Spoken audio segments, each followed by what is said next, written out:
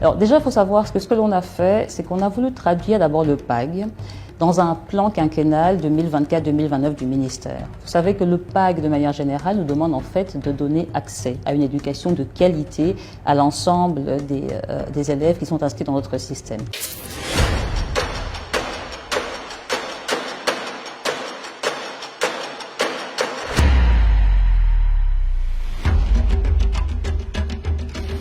Nous avons eu une commission paritaire de Bibois au mois d'août, directement après la mise en place du nouveau gouvernement. Et cette commission paritaire a permis de mettre en place une commission permanente qui permet à la fois au banc syndical comme au banc gouvernemental de suivre la mise en œuvre des accords de Bibois. Les années précédentes, il y avait quelques difficultés quand il fallait mettre en œuvre les accords, parce qu'il n'y avait pas un cadre de suivi. Et donc nous, on a installé ce cadre de suivi permanent qui permet aux deux parties, aux deux bancs, de suivre ces accords, et ça joue un rôle absolument essentiel. Examen d'état plus fiable, avec une meilleure correction, plus rapide et plus fiable. Enseignement à distance qui a été généralisé, et ça, dans le contexte actuel, nous sommes en 2025, au 21e siècle. Il faut savoir que cette mesure va faire une énorme différence pour notre système éducatif.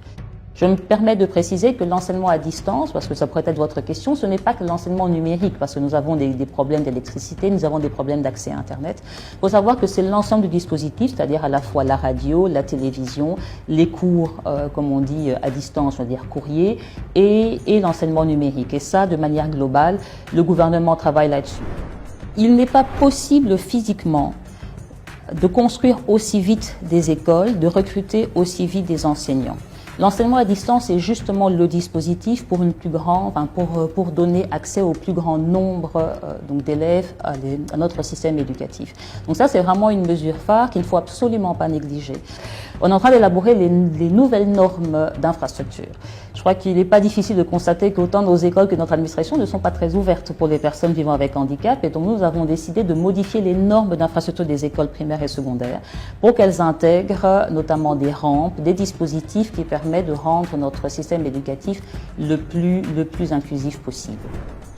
Le gouvernement a décidé de prendre en charge les frais d'examen d'État des élèves du Nord et du Sud Kivu. Et nous sommes à l'étude pour prendre en charge ceux de la province de l'Ituri. Parce que ce qui compte pour nous, c'est un élément essentiel, c'est de garder vraiment notre unité nationale et de rappeler que les enfants qui sont dans les zones qui sont occupées restent nos enfants. Les enseignants restent nos enseignants.